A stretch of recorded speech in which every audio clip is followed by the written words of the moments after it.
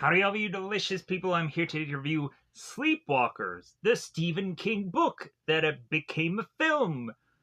And a film that is to go on and be weird and creepy and yucky and strange, even. Yeah, I feel I'm to go on and state that, obviously. Um, because this movie is to not only be vicious in a lot of natures, but then also is to be ridiculous and maybe funny. But then again, uh, there of course to be a lot of stuff that I have to go on and unpack here. So straight up, I do not condone a lot of the stuff that is kind of going on with cats in this film. But then also, on the other kind of coin flip of that, we also do have Clovis, who is to be this animal character that, if there was ever a time for you to go on and give an animal an Oscar, this would go on and be that time. We have Clovis, who is to go on and give us a wide range of emotions here. But then it's to also be the hero of this movie, and is to really just be the juggernaut of this whole entire film, in all honesty. Like, when you get this cat a rolling, like, nobody can stop it. Not even the director to yell cut. Clovis is just like, hold my beer, director. I still got some scenes going on. I got some character development here that we're just gonna have to hold. So, after getting into that, there is, like, right out of the gate, there's a lot of hard, like, cat stuff going on in this film. So if you're a pet lover, I'm sorry. But then also, like, I have to kind of at some point just review everything also. But then also the cat becomes the hero in the film, so, like, I guess somehow it tries to even things out, maybe. But so anyways, pushing on to other things. There are some very weird scenes going on in this film, not only between a mother and son, but then also there are to be some weird things going on with Tanya and Charles in this movie at some point. You can really say that there are to be some kind of weird tensions going on between uh, Freddy Krueger and his victims in his films, especially the later and later the franchise goes. But really, we also kind of have some weird things going on with Charles and Tanya in this movie. Eventually, when it's to be revealed that Charles is to be actually a monster. So then, of course, is to be the last bit of business, which, of course, is to be the most life-altering scene upon my eyes. And that is to have been where we have the mother who is to go on and kill a man in the back with a corn on the cob. After going on and seeing that scene, I'm like, there now needs to be a movie, an entire film where people are just getting killed with a corn on the cob. If a horror film never goes on and has a scene where people are to go on and die while using a corn on the cob, your horror film is not good enough. Your horror film is just the run-of-the-mill of anything else that has ever been an existing thing. Even though I am to go on and probably state at some point that there is to be some horror film that I'm going to be like, oh my god, I'm so blown away by, you did not kill somebody with a corn on the cob. So, with that said, let's go on and eventually get to the grading of this film, even though how uncomfortable I am to really want to get there. So, in all honesty, beyond when I'm to dissect this film and talk about it still in the cryptic like sense and eventually tee up into the spoilers. This movie is entertaining. Bizarrely enough, it kind of does have a story.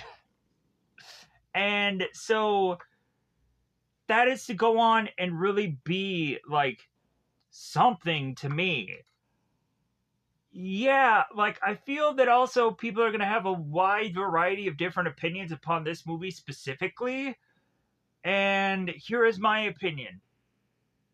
This movie is oakley dokley. It's okay, but at the end of the day, I'm going on and wanting to take that okay and pull it down and force it into the dark deep down, because really I'm to also just be second guessing that grade because of the horrific scenes that are to be placed upon this film. But in all honesty, there are some films that have absolutely no story.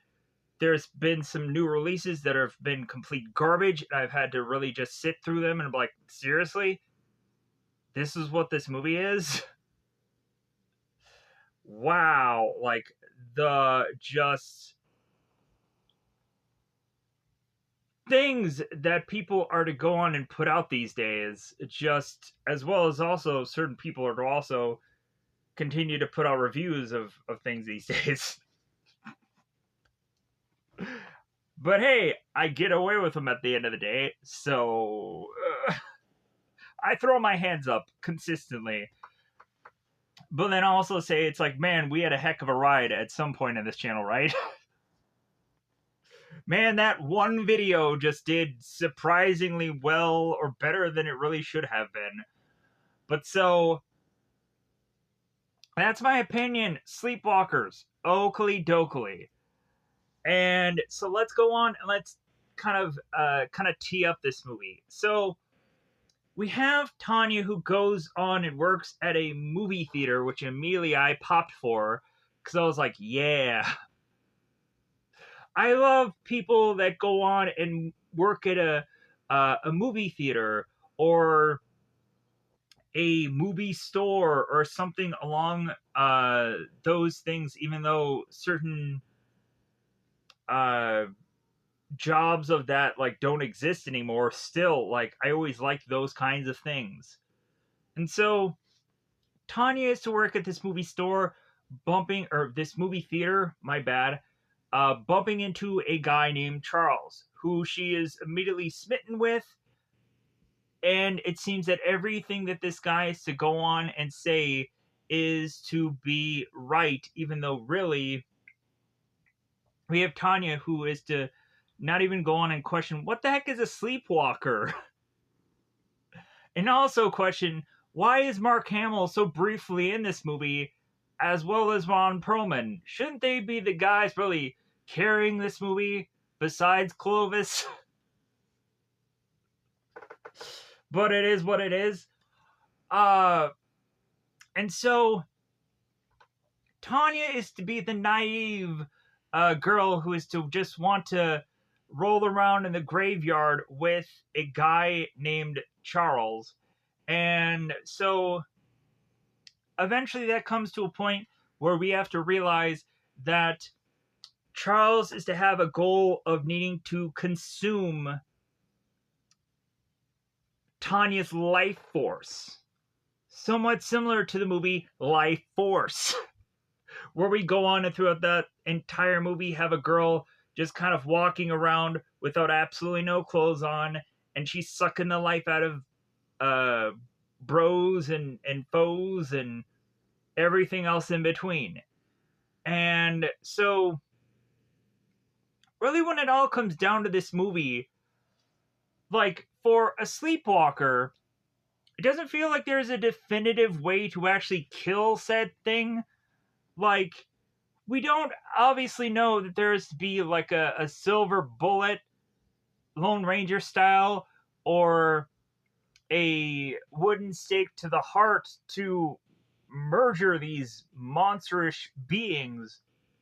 But then I guess we just have to kind of throw the kitchen sink at it all and just naturally assume that, like, well, they're probably dead enough, right? It's not going to be like Jeepers Creepers where they're just going to kind of eventually just kind of fold into themselves, but then, like, a certain number of years later, they're just going to come right back to life, right? Don't know. But so we have Tanya again naively rolling in the cemetery with Charles to then realize that, oh, like, this isn't the guy that I thought that he was, and now I should go on and really just be, like, traumatized by the events that are to unfold as he is to become this monstrous being that eventually will start murdering every single person until they can make their way to get to me, to have me make all the way back to their place of home that they have gone on and really made some real memories in that memory foam mattress, that's for sure. And also got on and not only been able to make themselves invisible, but then also the car that they are to have invisible, which was really cool in this film. But then also, at some point, like, if they were to go on and legitimately be invisible, man, did they had to do, like, a lot of stuff in this movie for absolutely no reason. They could have straight up easily been invisible in this film. They could have easily gotten this girl, sucked the life out of her, and called it a day. This movie would have been a heck of a lot shorter. But, like, I don't get why, if these people were to have been invisible the way that they were, why is it that they had to strenuously do all of this stuff? Plus, we see the mom who's taking all these guys and just, like, Three Stooges clunking their heads together and grabbing one dude and just fencing him and all kinds of business, as well as that vicious corn and the cob. So, yeah, that is to go on and be technically what is to one way or the other kind of entail in this film. But I think it's about that time to kind of twist and turn the real fully blown spoiler portions of this movie and get on into that spoiler time, because I think it's about that double five. Otherwise, time to just say that it is spoiler time, spoiler time. It's about that time again to spoil this film. I'm going to go on and pause this review right here, whip out the cast list, and then be able to hopefully go on and tell you everything that is to have happened upon this film from whatever I can remember within my brain noggin. Sweets for the sweet, I guess, is to be one quote upon this film, but then everything else probably should not go on and be quoted. I don't know, but at the end of the day, let's go and let's pause this review. By the way, speaking of cats, another weird film. There's straight up a movie where a cat is to go on and start to kill the elderly, and a hitman has to be called in to try and fight against this cat. The end of the tale, we are to come to find out whether this hitman can go and take out this cat, or this cat is going to have the upper hand upon this hitman. And really, of course, this movie, I believe, is to be called Tales of Darkness. And at some point, we are to also just kind of have some interesting stories within that one film. And Christian Slater at some point is to also be in that, I believe, with Steve Buscemi. Anyways, with that said, let's go on and let's start this film. So, we have Mark Hamill, who's playing Sheriff Jenkins with this deputy, and they're making this way to this house that has all these cats that are to be hung by these ropes dead. Sadly enough, R.I.P. kitties. So, we're having the sheriff and the deputy making their way to this house to all of a sudden have this one housewife stop these two men and to go on and say it's like, oh my god, like, is everything okay with these people? They were like, they were such nice, good people. It's like, well, I guess you weren't. Sucked the fart out of you. So like for some reason or another, they just kind of left you alone. But hey, like, let's go into this house. So we have the sheriff and the deputy making their way to this home that eventually they come to find a door that they have to go on and open, which leads them to have a cat flinging out of it, which there was to, of course, be a Halloween Community episode where there was to be a scene in that episode where a cat just kind of comes flinging out. And oh my god, is that scene the most hilarious thing that I've ever seen in my life? Where we go on and we have Joel McHale who's like, "Oh my god, I gotta see about that cat." It's hilarious. If you've never seen that episode or Community in general, just watch that one episode and you'll probably become hooked into watching more Community. Hopefully, at some point in your life. So, as well as also, John Landis is in the background of one of these scenes as a lab technician. But anyways, so after the cat is to be coming flinging out of this door, we then come to find this corpse that has sucked the life out of it, and as well as the farts, is to have, of course, been this girl with this rose within her hair, sweets for the sweet. So we would go on to have the sheriff and the deputy kind of looking at this body and just being like, well, hey, like, this girl has this rose in her hair. Why? What for? And we would just have the sheriff being just baffled by all of this. And then we just kind of cue up the transitional thing going on here. So we have both Charles and Mary who are to not only have us with that one really good theme song of the do do do do do, which is to also sound very much like the God, what is to be the Fugees, ready or not, here I come, you can't hide. Straight up, like every time I go on and think of like one or the other of these songs, like I'm thinking of one or the other.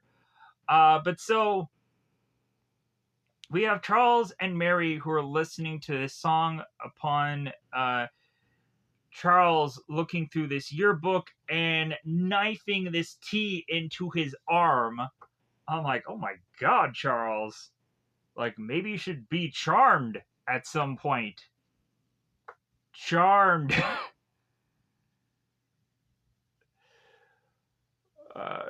The guy who is to be Charles is to also be on the Charmed show.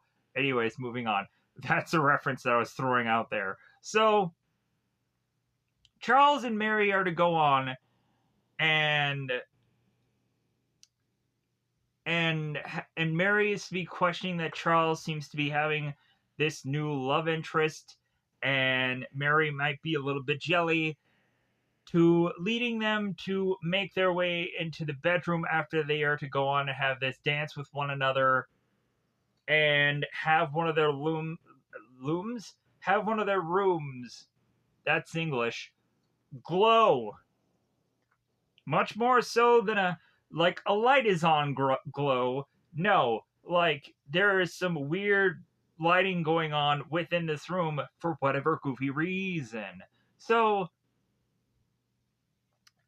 telling me that they're more than just bumping uglies in this room. They're bumping some weird goofy lighting going on in this room. So Charles is to go on and tell Mary that he is trying to go on and get this interest of this girl named Tanya so he can go on and suck the fart out of her. And so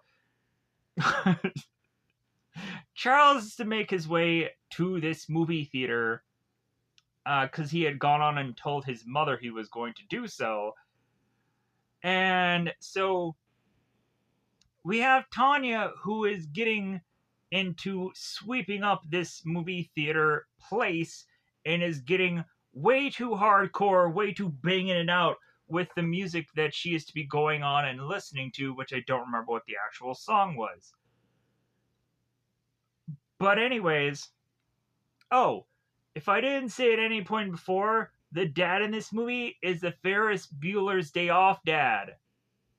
What a goofy coinky dink that is. But then also, I think the mother that is to be placed in this movie had also gone on and done quite a bit of other kind of like interesting mother roles, which heaven forbid I can go on and really remember that right now.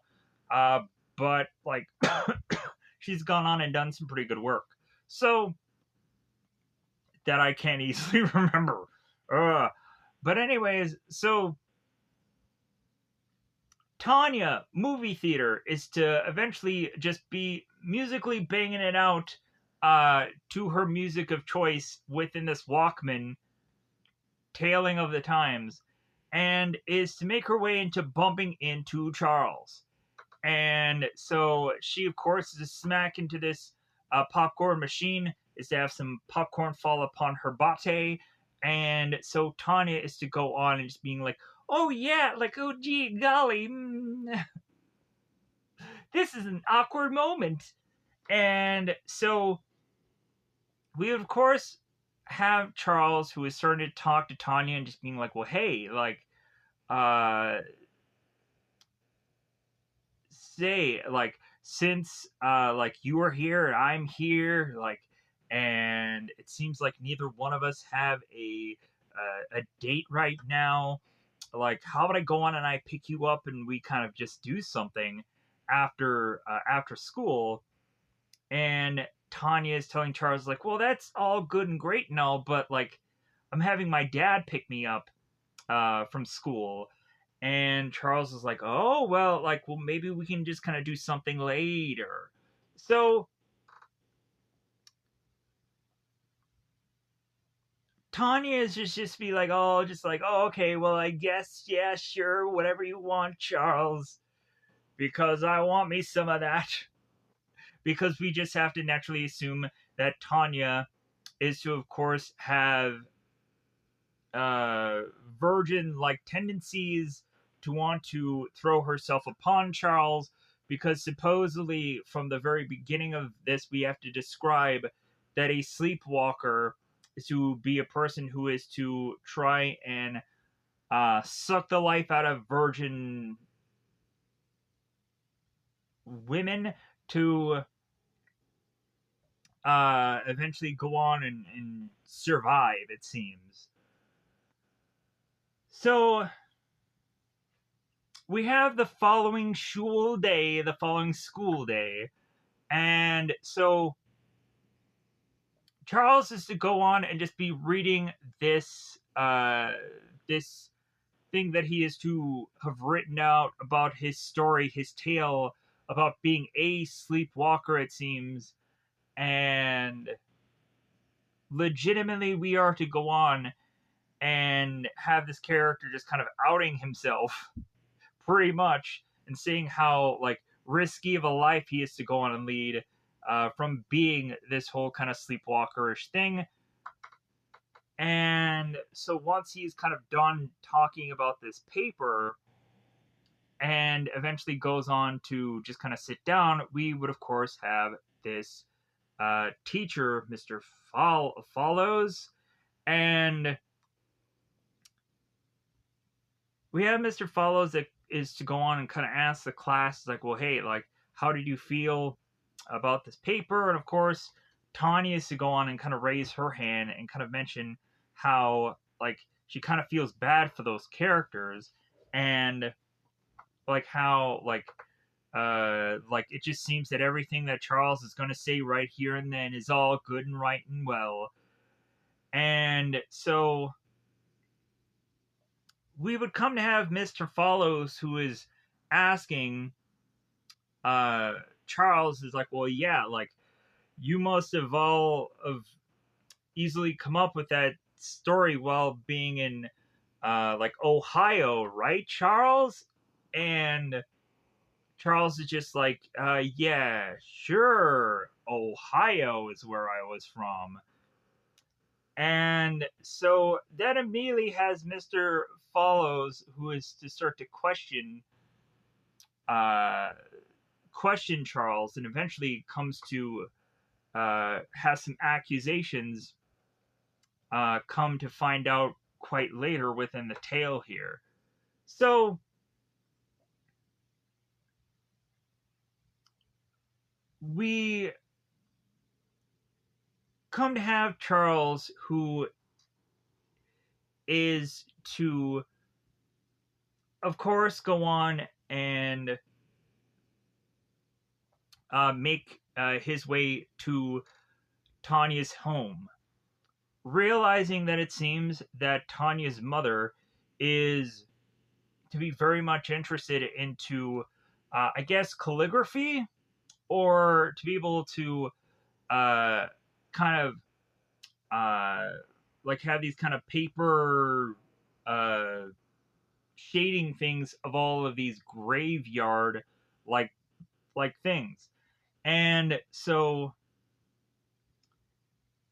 Charles is to go on and look at this and just be like, like, all right, like, this is something that I can definitely, like, relate to this family with, and can also figure out a way to have, like, an excuse for me and Tanya to kind of go off and kind of do something together. So, Charles, of course, is to go on and is to make his way into Tanya's room and to start to see all of these pictures. And the whole entire time, Tanya is having to figure out a way to hide all of her underwears, her undergarments from Charles. And I thought that that was like really okay. Like, I get that this girl could go on and just kind of be this slob of her room, but like she's having like every single bit and piece of her undergarments all over this entire room and nothing else other than that. That was, I think, kind of just dumb. But, anyways, so Charles and Tanya make their way back to speak with Tanya's mother, to then have Charles have the real test of, like, well, does he know about what Tanya's mother is to really have gone on and done? And so Tanya's mother is to go on and ask, is like, oh, like it seems like you know what you're talking about the kind of the sketching and the whatever that I had gone on and done. Like, well, what is the tool that you would go on and use to do that kind of skill? And Charles would go on and say, he's like, oh yeah, uh, like this number 5, and I would never have gone on and used any kind of powder because it's too hard and this and that. So like Charles is starting to like rattle off all of this nonsense, and Mrs. Roberts is just like, "Wow, all right, like you know your stuff, okay, all right." Like this guy is just kind of like just uh, passed one of my uh, tests and quiz and whatever, and so Charles is to even look at, or Tanya is to even look at Charles and just being like, "Wow!" Like after they kind of walk off here and supposedly be home by 5. We would have Tanya who's looking at Charles and just like, how did you know all of that? And Charles is just like, well, yeah, like my mom was heavily into that kind of stuff. And so also, like, I guess it was just lucky on Charles. But who knows? Maybe Charles has just kind of lived such a long life because of sucking the life out of people that he is to kind of have gone on and done any oddballish jobs and everything in between. So Tanya and Charles are to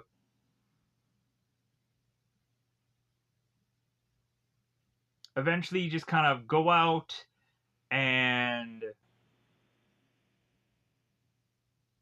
so we have Charles eventually at some point. I think this is where like this isn't like the full on date, like this is the like them getting together, but at some point Charles would have to kind of turn around and leave said date because it seems that he is to be hassled by Mr. Followers. So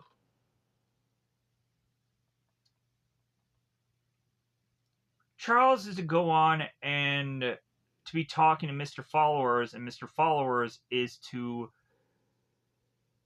state that it's like, well, hey, there is no Paradise Falls in Ohio. You've gone to make that up, and also like the the papers of which that you are to go on and have are to, of course, be false. And so, like, what exactly are you hiding?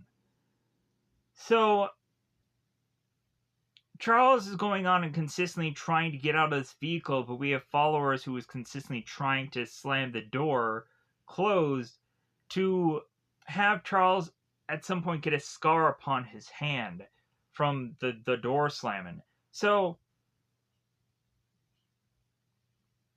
we would have Charles who, after he used to get this kind of scar upon his hand, he then rips off the hand quite easily of Mr. Followers, which finally gets him to just go on and kind of back up to where now Charles is to turn into this monstrous, animalish being to now frighten followers to now be running into this forest where eventually he is to smack against this tree, which has Charles go on and just chew this man up and at some point go on and hide him in the woods somewhere.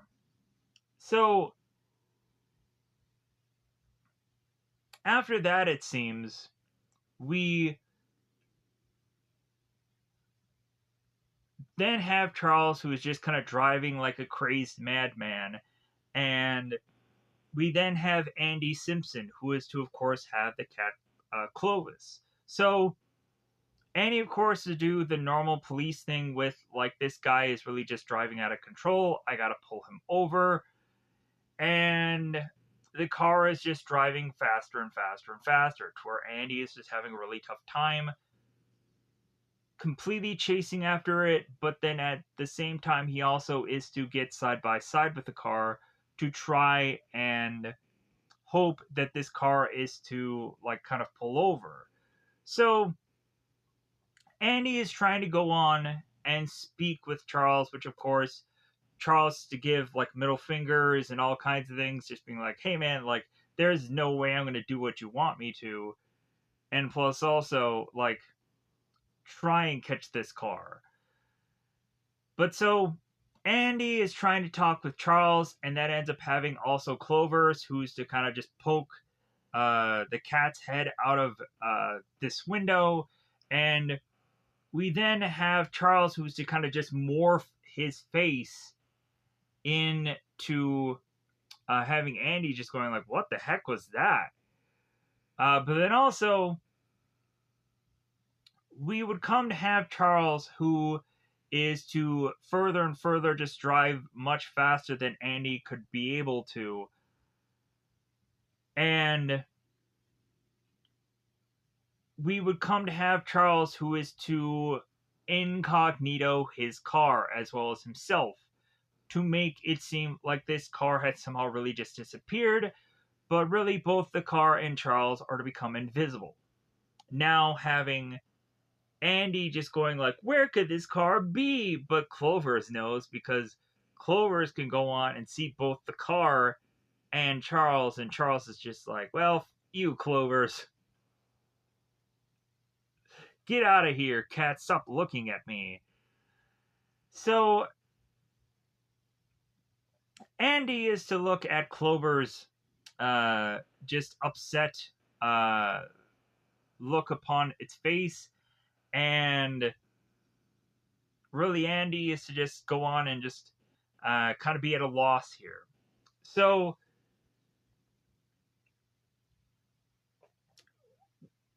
we would then have Charles, who transitions on his way home and is to go on and tell his mother what had happened, that he had gone on and killed a man, and like it's all happening again, like everything that they have kind of had problems with in the past is kind of going on to seemingly be a now consistent thing between the two of them.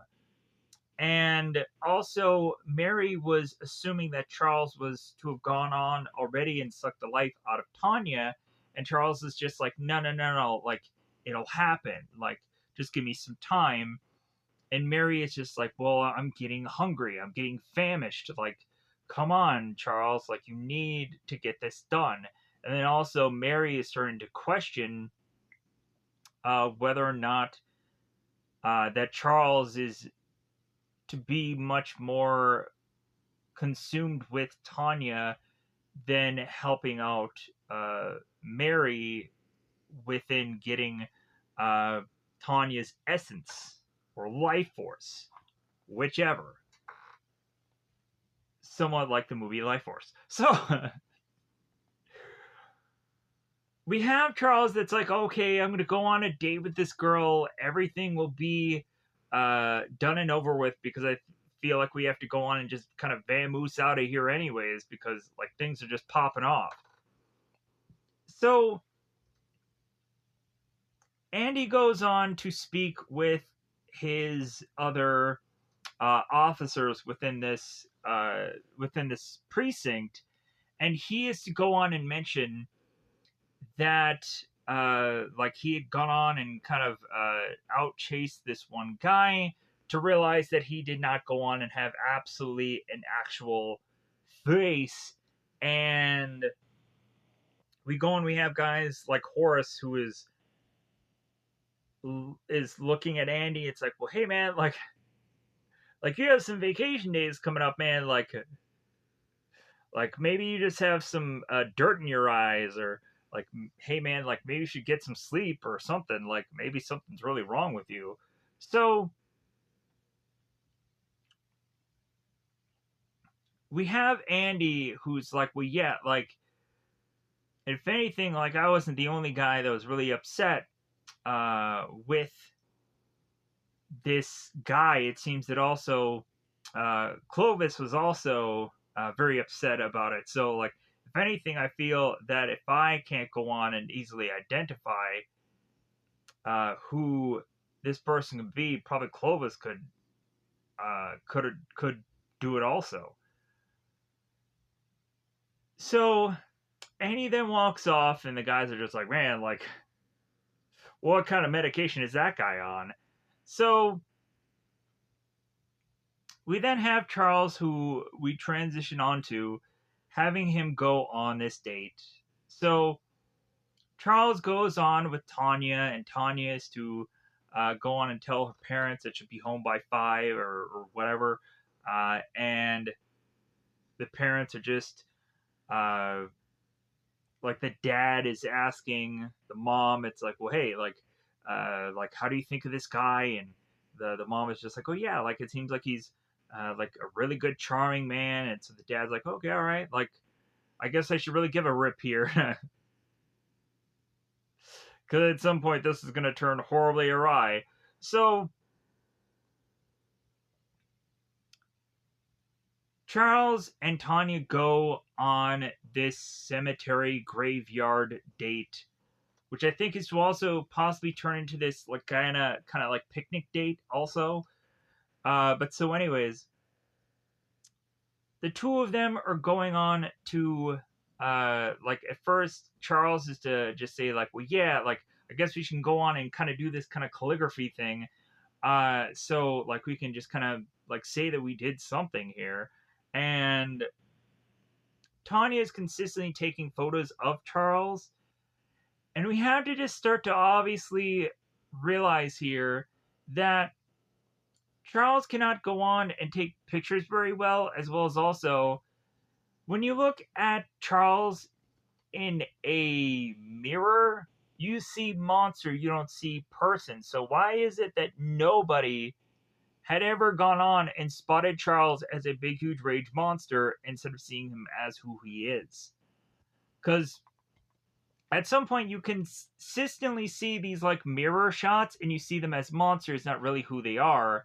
And you can just question, it's like, how isn't that these people haven't been outed numerous times before just because them being in a mirror?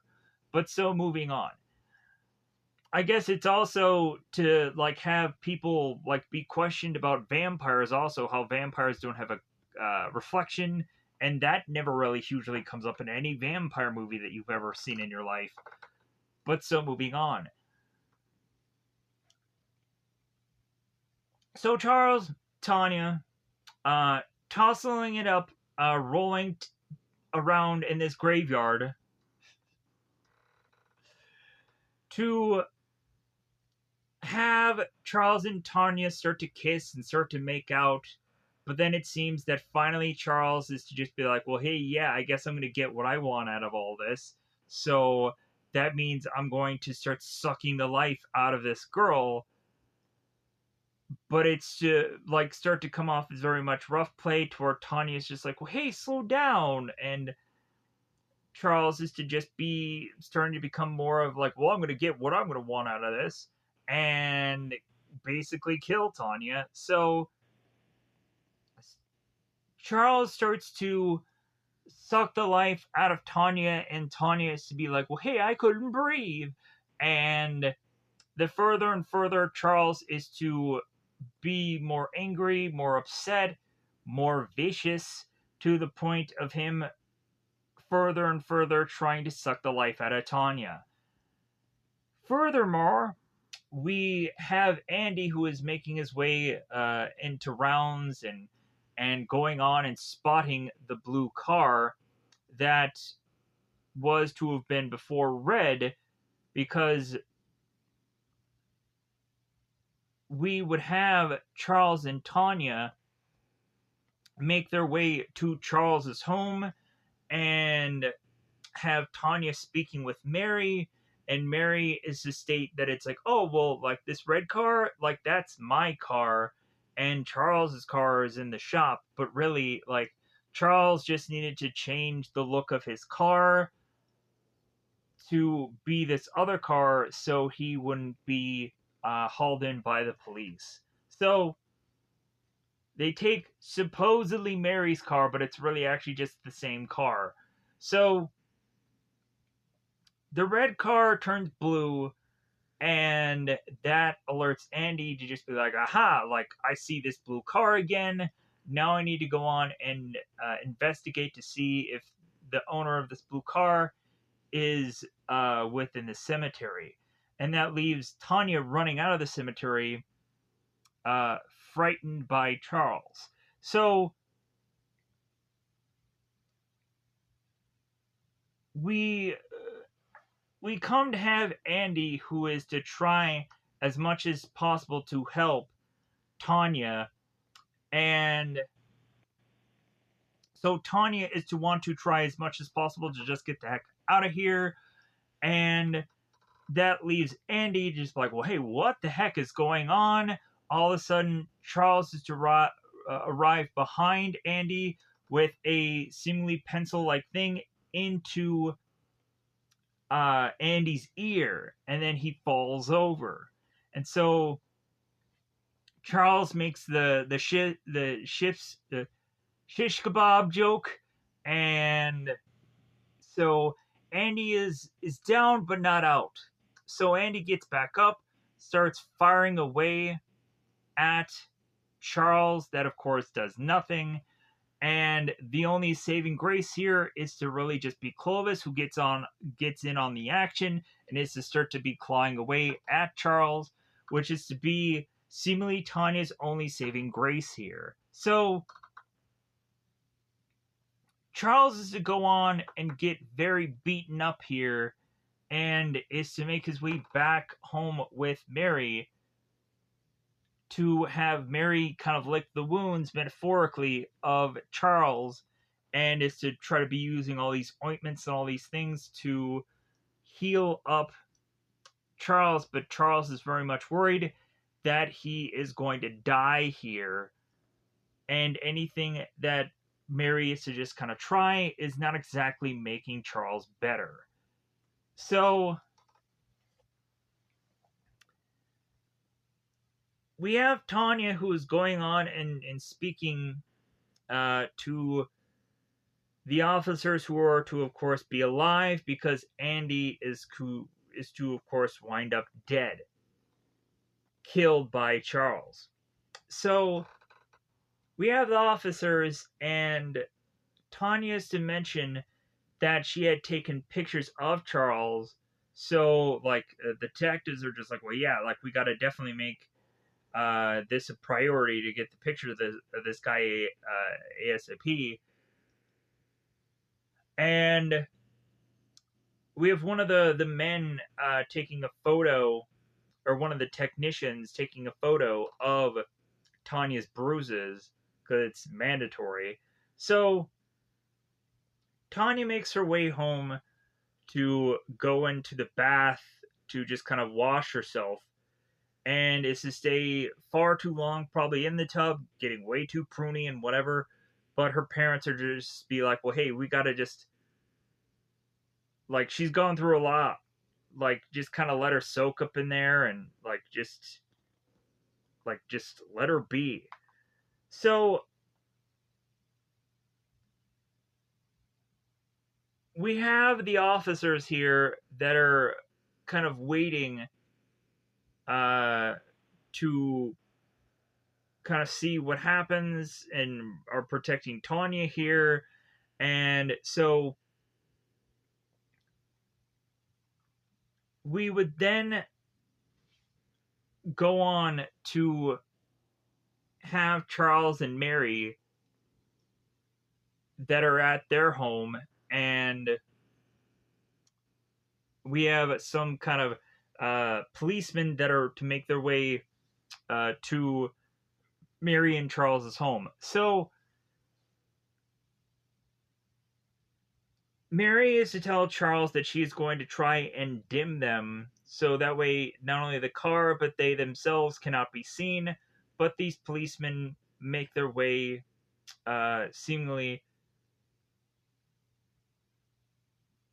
into their home regardless. And one of them ends up being like Ron Perlman. And so Ron Perlman is kind of shouting at these other detectives because they are to fall upon this one bear trap. And so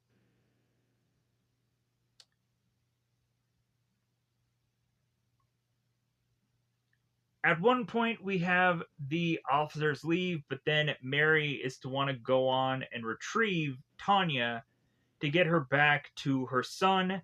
So her son can possibly be better, but at really at a point where we're already assuming that kind of Charles is really just a lost cause at this point, that he's pretty close to dead, even though it seems that he is to have an ability to still, by the tail end of this movie, suck the life force out of Tanya. So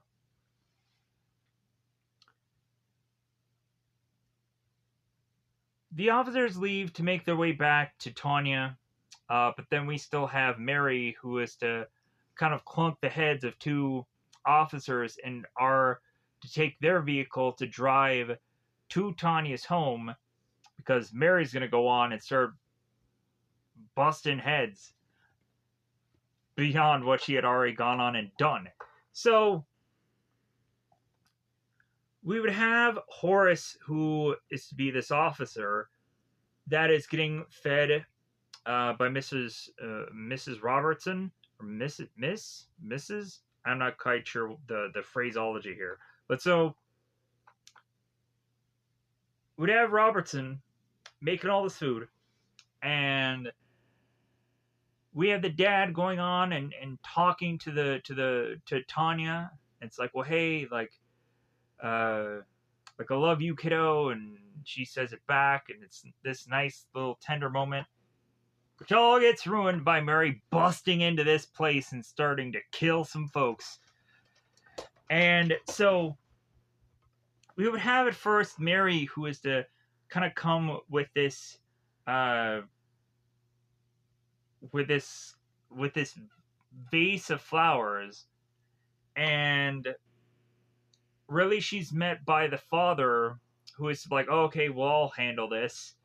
But then he ends up handling a face full of Voss, and is to fall over, and then the wife is to come in, of like, oh my god, my husband. And so that has Mary just taking her and just flinging her through a window. Weirdly enough, like, the mom out of all of this business end up still being alive after all the things that she goes through, I think, for the most part. But so we would then have Horace, who is to kind of come in guns blazing, just starting to fire away at Mary, which of course goes on and does nothing. So Mary then goes on back full of corn on the cob to Horace, murdering him, and then she ends up having the line of like like like, no dessert for you, like, you should have eaten your vegetables, and or some goofy line like that. So we have Mary, who is to go on and is to now be face to face with Tanya, who is to notice her parents have just been sprawled out here. So Tanya and Mary are to tussle a little bit, but Mary just knocks Tanya out here, and is to just kind of throw her over her shoulder, and is to make her way now out of this home. And we have like Ron Perlman and some other officers kind of strolling in, and quickly they end up getting taken out, as like we have Mary, who's just having this gun, and like one shot of this gun is to just explode these cars, as well as Mary is to now kind of just take Tanya and kind of put her off to the side, and is to take on Ron Perlman and just be like, hey, give me some of that, Perlman, because she is to just chew off the guy's fingers and then break his freaking arm, taking him out. And I'm like, Hellboy, I guess not. Sadly enough. But man, that guy is a handsome man, I tell ya. But so, for being freaking manhandled the way he does. So, Mary, uh, after uh, putting some fire to certain policemen as they're to be bursting into flame, Mary is to go on and take Tanya back home to be face to face with Charles, who his face is just mangled beyond all get out. So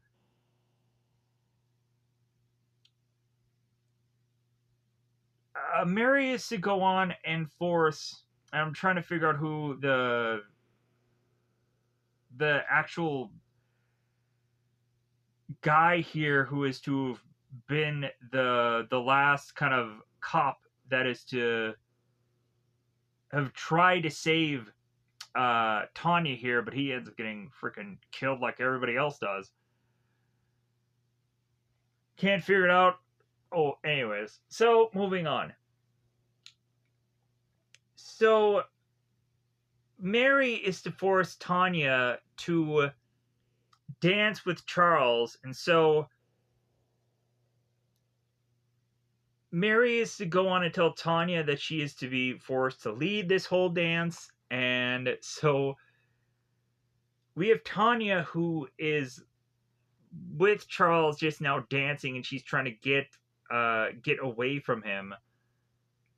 But then it seems that Mary is to call out to Charles that it's like, okay, this is the perfect time, suck the life out of her now, because I'm starving Marvin. So Charles tries to go on and tries to face off with Tanya, or sorry, Charles tries to like suck the life out of Tanya.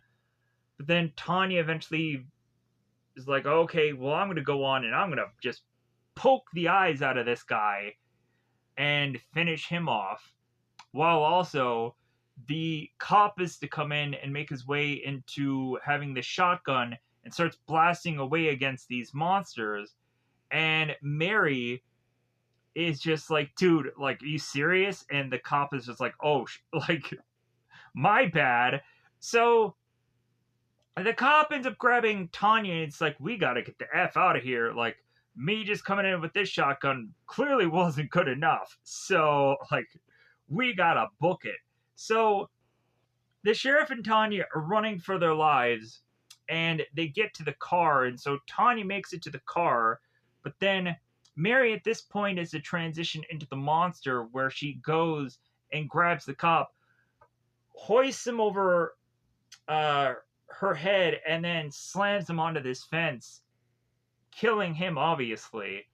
And now Mary is to,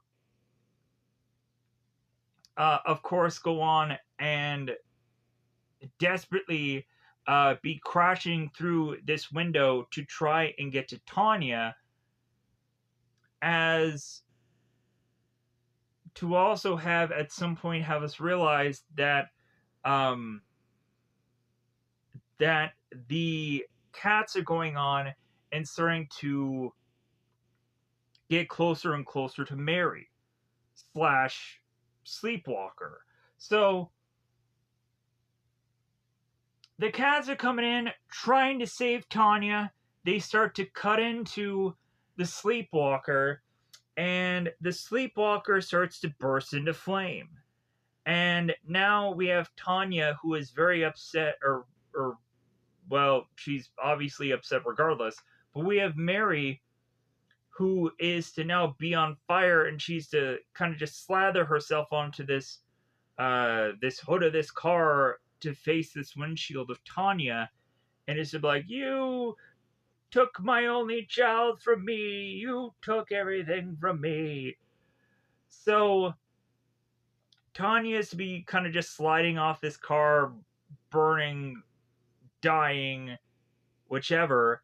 And so by the end of this tale, we have Tanya, who is to be with this cat, and if ever she was to have gone on and like really have been like connected to this cat because it had saved her life, like, man, like, both Tanya and this cat are gonna be like best friends for life.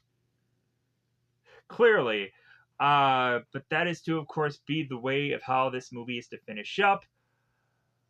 There really was certain points in this film where obviously I was trying to piece it all together, or try to figure things out, or there was even castless stuff where I didn't even really quite understand everything.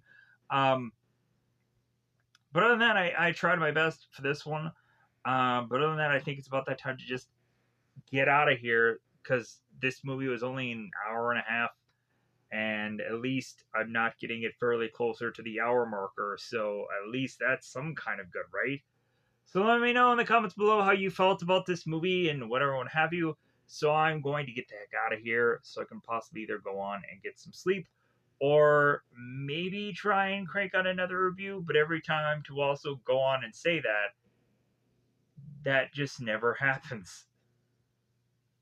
I have one reason or another, or eventually it's like, man, I'm too tired, or man, I need to do this, or man, I need to get this done, or whatever.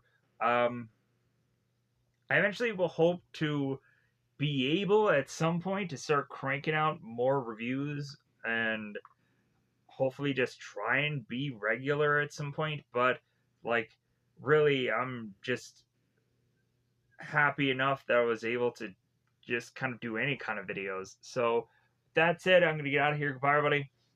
Bye, everybody.